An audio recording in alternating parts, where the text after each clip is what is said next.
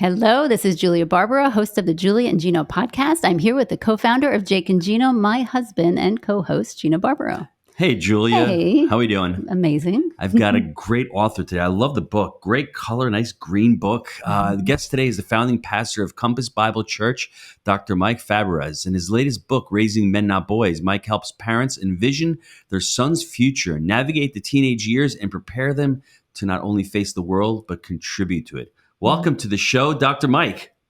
Hey, Gino and Julie, it's great to be on the program today. This is an exciting, I know you're going to jump in, but this is an exciting topic for me because we have one son, he's going to be 21 this year. And I just, wow, to watch him grow up and to go from, infancy to little boy to man is just absolutely, for a mother, is just so beautiful. And I just want to encourage everyone, just take a minute and step back and just notice your boys, because they grow into a man and it's incredibly beautiful. And a lot of times as moms, we want to hold on to that little kid. We want to hold on and take care and hover over them. But it's just a freedom to just let them go. And I'll jump in here because Julia maybe didn't read the book, because in the book, Mike says we as parents are heading towards a separation of our kids. And you want to hold on. No, but I love it, the separation. Let's just hold on. That was just something cute to say. Yeah. I love the separation of watching them grow into adulthood. You saw the backtracking. Yeah. She backtracked a little bit. It's okay. But it's true that what we're trying to do as parents, I think, Dr. Mike, before you jump in here, is we're trying to prepare our children to become adults, to leave the nest, to equip them with the tools and the skills to be able to make their own decisions. And I think Dr. Mike in the book goes through that about raising boys specifically. What made you want to write the book, Dr. Mike? Well, I wasn't really setting out to write this book, but I sent my two boys off to college. I got three kids, two boys and a daughter. And the dean of the school actually got a hold of me and said, I've met your sons and I just, whatever you've done, is there any way you could put that in a book and get some of your principles of parenting down? Because we're not getting a lot of young men like this in our college. So I didn't know if he was just trying to flatter me and ask for a donation for the college or what, but I didn't, even that was a nice statement. And I thought, well, it's an idea. And I had a publisher, I published a handful of books and he said, you got any ideas on your mind? And I said, nah, but then I thought, oh, you know what? I had someone challenge me about writing a parenting book, particularly about raising young men. And the publisher goes, oh, we need that. And so off we went. And I remember sitting down, my wife and I took a little, I think it was a anniversary trip down to San Diego. I live here in South Orange County, California, but we went down the coast and we sat in the restaurant of the hotel. And on a napkin, we just sketched out what were the principles that kind of governed our parenting that helped us, raise our boys. And that became the table of contents. And then I went off to write it and it's done really well. I mean, it's been a book that a lot of people have picked up, I think, because of the culture we're in. I mean, you say, you talk about, Julie, about looking at your boys and what a precious thing it is to raise a young man. It's not valued by our culture the way it ought to be. So I think there's a thirst for it, right? How do I raise a man? And I'm proud that I raised a young man and he's standing on his own and he's out there. He's not in the basement of my house at 30 playing video games. That's a good thing. You've done a good thing. And I think we need to value that. And, we're in a culture that though they're constantly saying we're misogynistic, there's a word that wasn't even in my spell check when I started the book, the word misandry. Misandry is the opposite of being misogynistic. And misandry is where we are as a culture where we're really denigrating men and boys all the time. And you couldn't take a commercial, let's just say a commercial where you got the dumb dad and the stupid boyfriend or the dumb guy on the commercial and the girl's got all the answers. She's the smart one, puts the man in his place. You couldn't flip that around in our culture, right? I mean, that'd be like, oh, you're bagging on women. Well, we're bagging on men all the time. And this is about pounding our chest or trying to make our kid this middle linebacker of the football team necessarily. But it is like, hey, there's something to being a boy and there's something to being a young man and there's something good about being a man. And those distinctions, we should celebrate them and we should understand that raising a young boy in our home that goes off to stand on his own 2 feet, and he's not just chasing porn and video games, that's a good thing. A productive citizen in our culture who cares for family members, who cares for the society, who takes leadership roles because he wants to serve. I mean, we need more of that, not less of it. And so we just wanted to bring out of the shadows the process of raising our boys and saying it's a good thing. And like you just said, Julia, we can be proud of raising our boys to be men. Mike, when your donation seeking friend came to you and said, I want more of this, what was this? Like specifically, what did he say you had done a good job about raising your boys? That's a good question. And it was at dinner. They had invited me out to this dinner. It was just a simple restaurant. I didn't dig deep, like, hey, tell me more about why you like my boys. But I just think the gist of what I caught from what he was impressed with was they were responsible. They had a good work ethic. They cared about doing whatever they did and doing it well. They weren't just the shrug your shoulders kind of, I don't care, it doesn't matter, the guys that just want to play all the time. And I don't think my boys are necessarily exceptional. They both grown up to be leaders, which is great. But I just think he was impressed by the fact that they weren't a lot of the detached kind of down and out basement dweller boys that I think we have a lot of people doing. They just want to play games all day. Next big question, and then I'll let my wife jump in here because I got tons of questions here because this is a man's podcast, so I feel like testosterone here. I'm outnumbered. In the book, it's great because you talk about God's design. What is God's design for grown men? Yeah, well, I think we've got to remember the first chapter of Genesis, that we're made in God's image, which to me is the most important thing of all, that we know our Creator. We're made to know and love and serve the God who made us.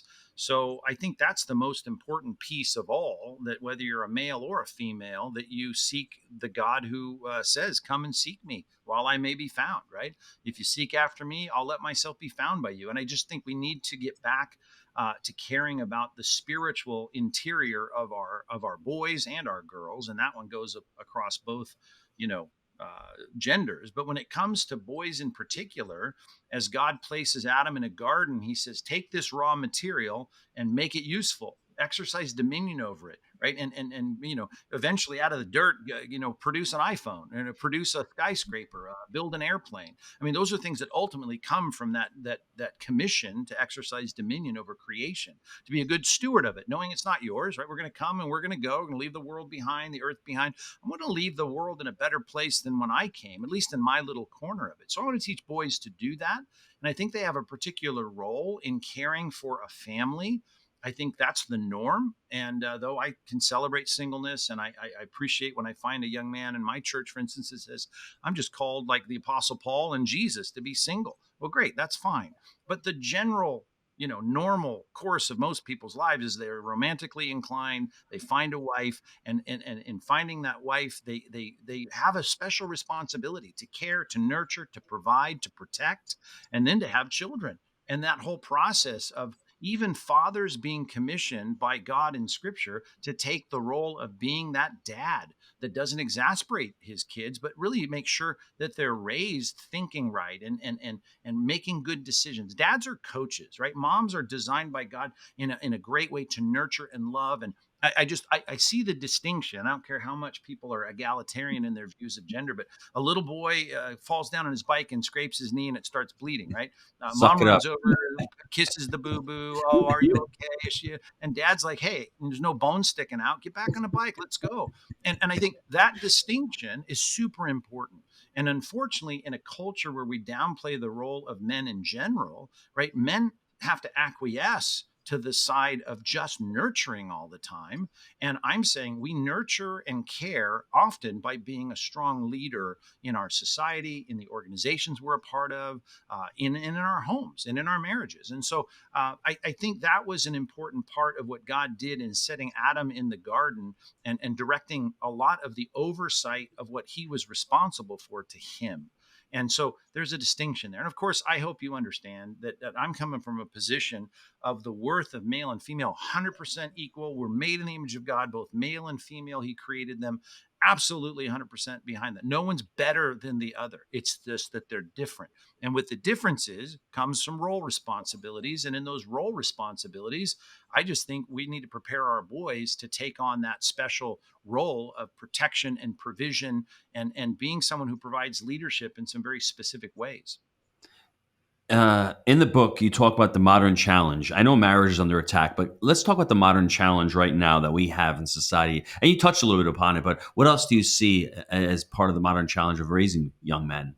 Yeah, I just think today there is so much that is designed for females, and I just think we want to celebrate females for sure.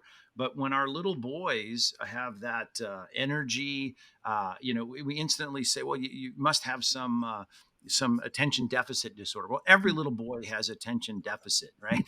It isn't a disorder, right? It's the way they're made. They don't sit there and sit through the story time as well as my daughter, right? I've raised a daughter, I've raised two boys. I just know there's a difference there. I read a chapter in the book about sweating every day and making sure your boys sweat every day. And I think the reality of a culture that wants to corral our boys and kind of make them this androgynous, placid kind of, you don't raise your voice, you don't squirm around, you don't stand up. I mean, boys need breaks. They need to get out, they need to run around, they need to blow off this steam, because frankly, there's a chemical washing through their body at a greater degree than little girls.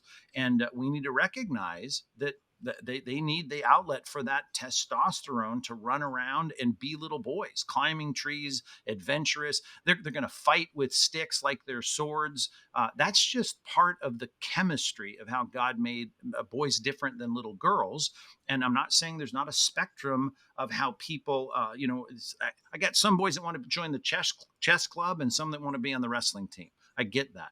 And same with females. You got some that are going to be on the softball team, and some that are going to, want to, whatever they do, sit and read a book, be on the book team, on the book club or whatever. So I realize the spectrums and all this, but I'm just saying at the center of men and women, there's distinctions. And in our culture, it's getting harder and harder when there's this merging together of expectations of human beings, as opposed to, no, men are different than women and little boys are different than little girls. And not to mention, let me just get this big one, and we know this is going on. Today, everyone is saying you need to be self actualized, self realized. You need to do what you want, whatever it is that you think you want to be or you want to do, you do it. It's about me, right? It's about self. It's about, as one book title put it, it's about the triumph of the modern self. And we put ourselves up on this pedestal. Well, Jesus came on the scene and said, real manliness, real servanthood is greatness, rather, is servanthood, putting my life in a place where I'm trying to be helpful, and I'm risking to be helpful, and I'm striving to be helpful, and I'm doing what I can in the world around me, through what God has given me, to do something that is really others oriented. A big part of the problem with the suicidal ideations of people, they're collapsing in on themselves. They look at their phones all day and they're trying to compare themselves to people online. Let's stop looking at ourselves in the mirror, and let's start focusing on the fact that we've been designed and equipped and we have certain talents to go and make a difference in the world for good, to serve. And you get back to that dinner that I had with the dean. I feel like maybe that's what he saw, right? Is that my boys weren't just in it for themselves, that they at least been trained to think, how can I serve the people around me? And that's Mm. critically important. That's a challenge in our day, because everything's wired for you. And that's why we have 35-year-olds living in their parents' basement doing nothing but eating pizza and playing games so that they can tickle their brains on whatever it is that they think makes them happy. Yeah. Yeah. So it's so true. Everything you said, I love what you said. And I think the people out there are just confused because they send their kids to school and it's kind of like a battle. It's a battle between I know what I should do. I know how I am supposed to raise my kids, but they don't know how. I mean, it's a basic question, but we try to lecture to the kids. We say, here's what you're going to have respect for other people. Give us some idea of how you actually raise your especially your boys through your example, because that's ultimately how we're teaching our children. Yeah, well, I think first of all, dad's got to be involved in actually raising their kids, right? I mean, a dad has to sit down at the breakfast table and at the dinner table and actually have conversations that matter about what your day's going, what you're going to face in this day, and at the end of the day, what you did face in the day. I mean, I ended my days with my boys not only at the table, but after we had some downtime as a family, the nights we were at home, sit down and read with my kids, and sit down and pray with my kids before they go to sleep, tell stories with my kids. I mean, if you just hand them an iPad and say, well, dad's tired, he's been working all day, then dad's never really involved in the parenting of his kids anyway. Dads have to be engaged. And that's why I get back to the biblical responsibility being directed to men. Often things are directed to certain genders because they have a proclivity to not do that thing. And I think men, we think, hey, we're earning the paycheck, we're bringing home the bacon, perhaps, and my wife's the one that's supposed to teach them things that are important. And I think, yeah, of course my wife is. And my wife probably taught my kids a lot more than I ever taught them. But I had to be involved, and I had to get involved in teaching them. I wrote some things early on when my kids were probably 3 years old, my oldest. And I started writing, how can I impart to them the things that I think are important? I ended up writing a manual called Bible Survey for Kids. Because in my mind, the answers are ultimately found in the scriptures, right? And I'm thinking, okay, there's so much I want them to understand. Well, I've got to be able to teach them myself. So I created this kind of teacher's manual that I used as a guide to sit down every day with my kids and say, here's what the Bible has to say. Here's why the things in it have endured for millennia, because it's the foundational ingredients for being a human being. So I needed to sit down and teach them that. And how many dads even have a thought these days about actively engaging and teaching and training their kids? So I think dads have got to coach their kids, and not just mom. And I just, the mom may have more hours with my kids than I'll ever have, than I ever had when they were in the home. But I need to purposefully say, I'm going to get involved. And I get involved by reading good books with them. I get involved by reading to them when they're young. I get involved by teaching them things. We used to draw pictures together of things that were important and then just discuss them. I mean, however you want to do it, you just got to do it. And you've got to be more actively engaged. And what do they see? You talk about an example. They see dad caring about things more than just sitting down and watching, cat videos on YouTube, right? They start to realize, hey, dad cares about stuff. And I think most dads are very active. They show a lot of initiative at work, right? They're going after sales. They're being aggressive. They care. They strategize. But when they come home with their kids, if I ask, what's your strategy for raising your kids? How engaged are you, right? How much do you think about the threats like you do to your business? A lot of dads don't think about it. So I'm saying, hey, think about it. And the book in part is just you saying, as a dad and a mom, let's think about how to do this. That is so good. I'm writing questions down as things pop up, because there's so many. I want to go so many different directions. But Dr. Mike, we know that you're not perfect. What mistakes did you make raising your boys? And maybe you can share some of those learning lessons with the listeners. Yeah. Well, I do think there are times you look back and you say, I wish I wouldn't have responded with my emotions in all of this. I think sometimes we need to cool off before we start laying into a lecture on our kids, or and I'm not at all saying I shouldn't discipline my kids or I shouldn't have some consequences for of course. And sometimes it's good to know that dad's really irritated with this. But, there are times that you can respond emotionally to situations where you don't have all the facts. And when you look at how important it is, in every other area of life for there to be fairness as you look at whatever situation, I just want to have more, I want to have a more thoughtful and intellectually driven response to what's happening, and not just this irritated me, so here's what I'm going to do. So I don't want to be as reactive. And there were times, of course, like most dads, we do react instead of thinking clearly. I think sometimes there was a greater interest in them doing well in school, when I realized you can get an A on a test, but that doesn't matter as much as your character at other things. It may have been how you acted on the baseball field on Friday night. And I'm more concerned about whether you did well in geometry. And so, my kids, I think they knew, and that was at least coming out of my mouth. I think an A on earth, as my old pastor used to say, could be an F in heaven. And an F on earth, though, it could be an A in heaven. And you have to really think through what's most important. And so there's a line my wife and I used a lot. What will matter, 20 years from now for my kids? And will this matter? right? Will this recital matter, or that they broke this thing matter?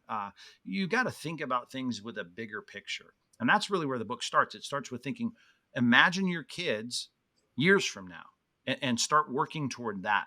And that's, like you said, Julia, you're sending them out into the next generation. Psalm 127 talks about kids being arrows, and we're shooting them out. And so I want to envision where are they going to be when they're 35? How are they going to respond to their wife when they're 35? How are they going to deal with their job when they're 35? So I just think that's a big part of it, and how we consider it in our own thinking. Mike, tell us about the relationship of husband and wife at home, mother and father at home. I think a lot of times we think, and I've talked to a lot of women about this. Take the argument into the other room. Don't let the kids see you argue. There's a lot of ways people, show their kids the relationship. Maybe people like argue in front of the kids. There's a lot of interesting ways that people do that. What is your take on that? How is you and your wife? What was the relationship like in the home in front of the kids? Yeah. Well, I do think there is a desire of every sinful kid to want to divide and conquer. And so I wanted to make it really clear. Mom and I are a team on this. As a matter of fact, when you're long gone and you move out, Mom and I are still going to be here. This is the permanent relationship. And, we're going to be on the same team. And so we worked at that. We tried to make sure that if we did have disagreements, we're going to close the door and discuss it behind closed doors, because we're a team. And we didn't want to show that there was a chink in the armor in terms of our opinion about something, because the kids always want to exploit that, right? They love to exploit that. So I do think they need to see the priority of mom and dad. And I tell you what, this is a very simple thing. Gino and Julia, think about this. It's a simple thing. It's so simple, but I just find if parents do it, it speaks volumes to the kids. And that is mom and dad being committed to date night, going Mhm. out on a date, starting from the earliest of years. And I remember my kids clutching to my pant leg, right, when we dropped them off with grandma, or a friend at church, and screaming. And I remember getting down on their level and going, you know what? This is what I want you to do with your wife, right? When you're a grown up. They didn't process all that, but I want you to prioritize the relationship of your marriage. And I'm going to do that with your mom. So you're just going to have to suck it up, because mom and I are going out for some sanity and some spaghetti, and we're going to have dinner and a walk on the beach, and an ice cream. And then we'll see you in the morning. And I think that consistent prioritization of the marriage over the parenting is Mhm. critical. And our natural tendency is to put everything aside in our marriage, right? Our sex life, our dating life, our time together, and focus on the kids. That becomes a child-centered home, and Mhm. kids know that it's a child-centered home. And you've just set yourself up for chaos, I think, for the next 15, 16 years. Definitely. I think we fell into that a little bit where it was, I learned kids come first. And unfortunately, it was like 15 years of that. And so that was one thing that that was probably one of my bigger regrets. But at the same time, it taught me a lot. So my kids are okay. We talk about it all the time, but it's all good. Why are you looking at me when you're saying Well, that? because You're I was blaming me. You're curious. blaming. She's I'm not blaming me blaming for you. not It was for not completely going to on get spaghetti me. and ice Completely cream. on me. So. He cooked spaghetti at the restaurant. He had it in a restaurant for years. So I didn't want that was the last thing I wanted. But yeah, Don't be arguing in front of the guests. See, yes, I will exactly. divide and conquer at this point. But it is interesting because I know divorce rate is so high, Yeah. and my husband and I always had. My husband's Italian, so he uses his hands. My kids used to think we fought all the time and argued, but we were just talking. And lately though, the kids now are actually worried when we fight, which they never were before. And I think the divorce rate has gone up so high, and I never really thought about that. But my kids now are worried that every time we disagree, there's going to be an issue.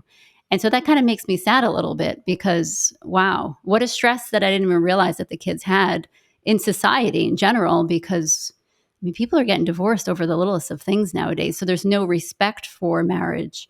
Yeah. Yeah, What's the and question? that fosters security. And I don't think a kid's going to thrive without feeling some sense of security. And Yes. you can say all you want, and again, I understand there are situations you can't avoid, and there are divorces that happen. But I often say a bad or difficult marriage is better than a good divorce. And Mm. because when I sit down and I tell my 5-year old, listen, Mom and I don't love each other anymore, but I'll always love you. That's a hard argument to pitch to a kid who will instantly not believe that as dad Mm-hmm. packs up his bags and heads to the hotel and finds another house. You have to be able to show them you are secure in this home because mom and dad are committed to one another. And as that's like you said, Gino, we're heading toward a divorce with our children, and I want them to know you're gonna move out and you're gonna start your own family. And I hope you'll come visit, and I hope you'll take a call once a week from us. But mom and I are in this till death do us part, and I think that does provide security and a context for our children to start to thrive. Because you're right, we don't want them feeling insecure that mom and dad aren't a firm foundation. Jake and Gino's Multifamily Mastery 6 is coming to the Gaylord Palms in Orlando, Florida this October 14th and 15th. Join Jake and Gino as they welcome special guests like Chris Voss, Luke Wren, David Green, and many more. Discover Jake and Gino's 3-step framework for real estate success, enabling students to accumulate $4 billion in assets. MM6 is the multifamily event of 2023 that you do not want to miss. Go to jakeandgino.com/MM6 to reserve your tickets today.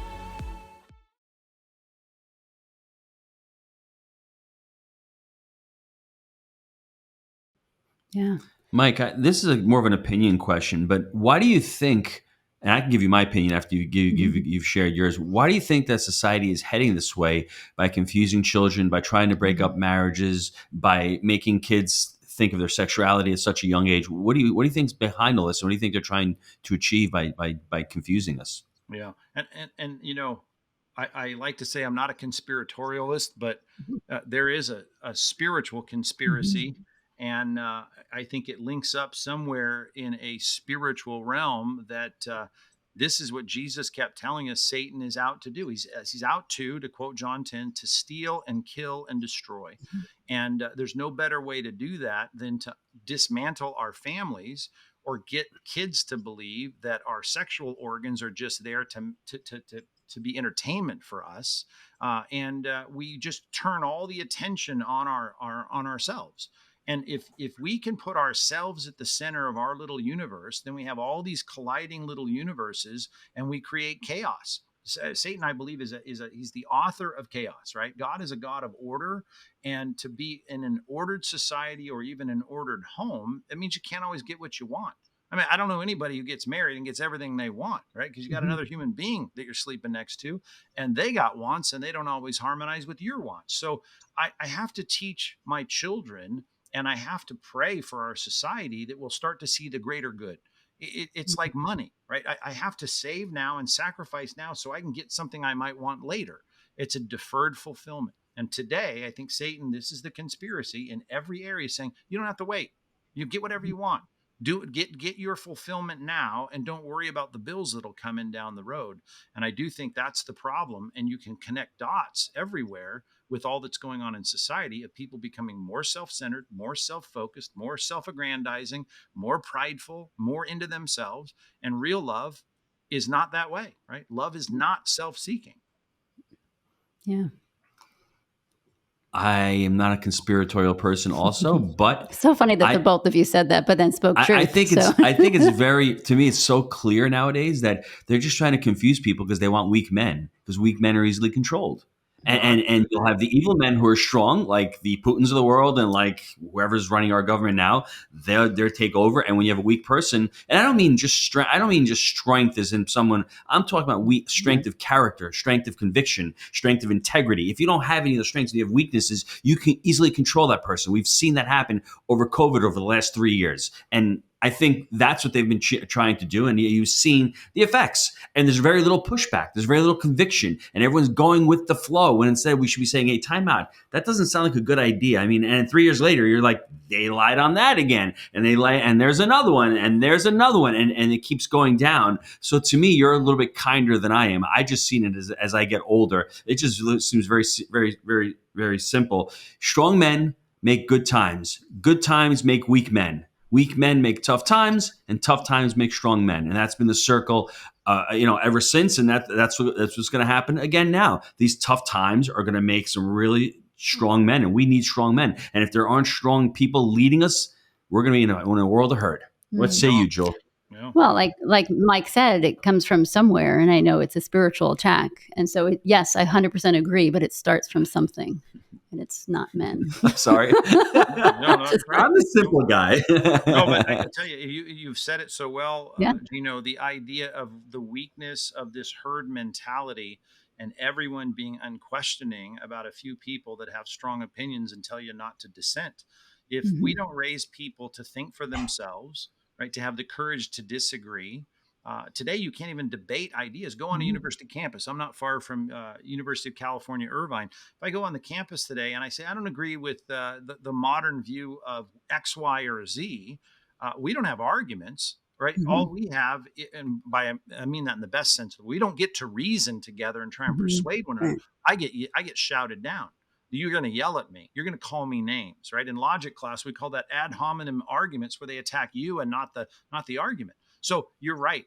Where are we going to have people that are going to think and clearly question and then say, you can't shut me down and censor me, right? This country was founded. Think about our country, which thankfully was a little respite of the grace of God, where people said things like, yeah, the printing press is a very powerful tool.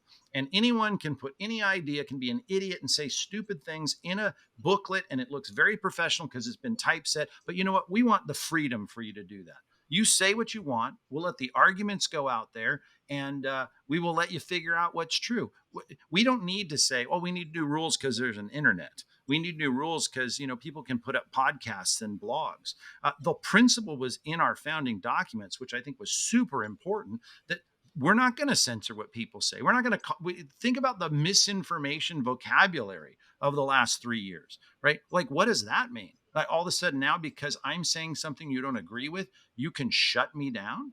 Insanity. That's insanity. Mhm. We had the test case back in the early days when they were wearing knickers and wigs. They were saying the printing press could be a dangerous tool, but we know we can't have a society that doesn't degenerate into a dictatorship unless we have the free exchange of ideas and have people that are willing to stand up and debate these things. You can't debate today on a college or university Mhm. campus. You just can't. You'll get yelled Mhm. down by the blue-haired people that'll tell you you're a bigot. And that's just got to end by the fact that we've got, I think, men and women who are going to be raised in good families to say we're not going to live by those rules. Mm. I think one of the things that in our house anyway, and this is it's hard as the parent, but we have to teach the kids that you go to school, if you ask a question, you literally get in trouble. You get sent to the principal for questioning anything. And I think we have to remember is that let the kids not talk back, but question what we're asking them to do. And I think that's been helpful for the kids to be able to get that courage to stand up for what's right. Mhm. I agree. Dr. Mike, what's in your future? What are you looking forward to do in your Why do I future? have another question? It's okay. Well, yeah, the next book I got coming out, by the way, is an interesting one. I just finished it, doing some final edits. The publisher's about to put it out. It's on envy. And Hmm. what's interesting about envy, and I kind of worked backwards in this, I saw so much envy that was driving the societal chaos that we have. And all the talk when we went from equality to equity, I thought, okay, the big problem is here this kind of you can't have a bigger slice of cake than I have. And I thought, what is that? That's societal envy. And then of course, I started opening my Bible to say, well, that's everywhere, all the way down to the first murder in Scripture. Cain murders Abel because he's envious that he has something, in that case, the favor of God that he doesn't have.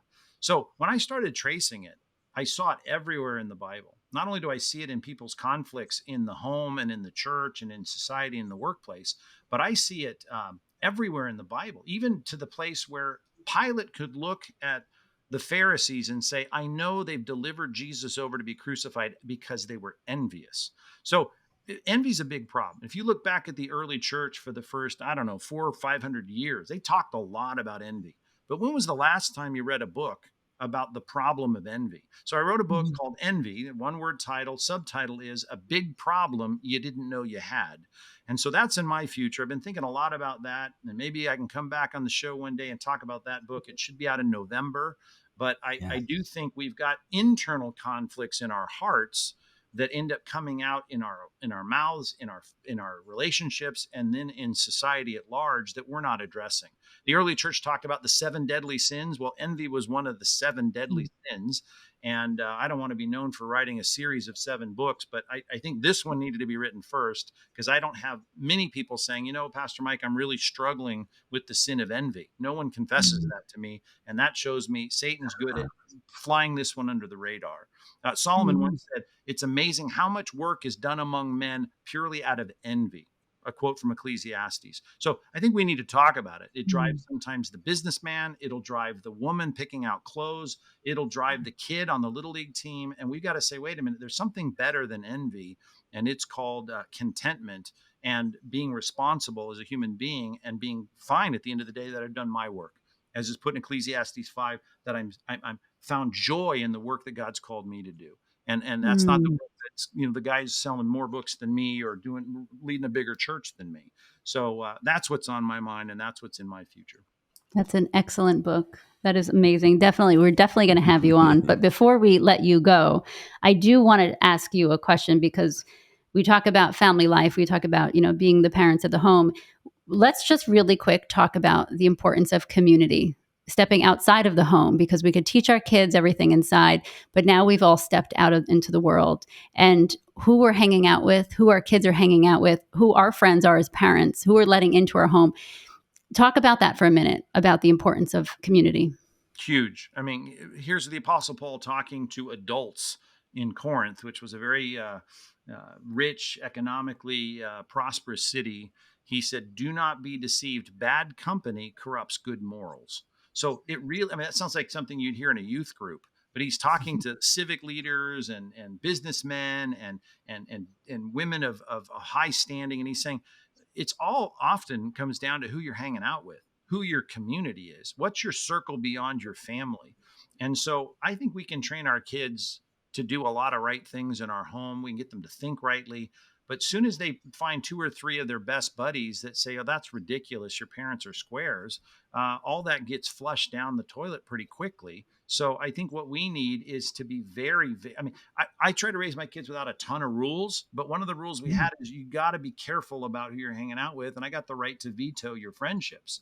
And at some point, occasionally you have to do that. At least subtly say, I don't think Johnny's the guy we want over for the movie night on Saturday. I think we pick, one of your other friends, because friendships and community and who you're hanging with, super important. It shapes your whole moral direction in life. Dr. Mike, where can the listeners get a hold of you? PastorMike.com, believe it or not, is the easiest way to get me. And that takes you to, I'm on the radio. I'm close to 1,000 stations across the country. We do a 30-minute program where I just teach the Bible. And so if you go to PastorMike.com, it takes you to the place where all of that material is available for free. And people can just download it or stream it. They can find out where the broadcasts are in their area in the country. And it also take it all the other stuff I'm doing. I'm the president of a Bible college out here in Southern California, run a church. We have a church planning association. So it'll eventually get you to all that other stuff. But a lot of people are trying to find out what I think on this issue or that, or what I think about the Bible. PastorMike.com is the launching point for all of that. We want to thank you for being on the show. I mean, Raising Men, Not Boys is an amazing book. I think you should go out there. If you're a dad struggling to raise your children, and even if you're not struggling, you just want to get a couple of tips on how to become a better father, I would listen to the podcast again, and I would go out, buy the book. We want to thank you for being on. And my wife always teases me for ending the show like this, but I'm going to end the show like this because it's my show. I'm Gino, she's Julia, and we're Julie and Gino. Thanks, Dr. Mike. Thank you.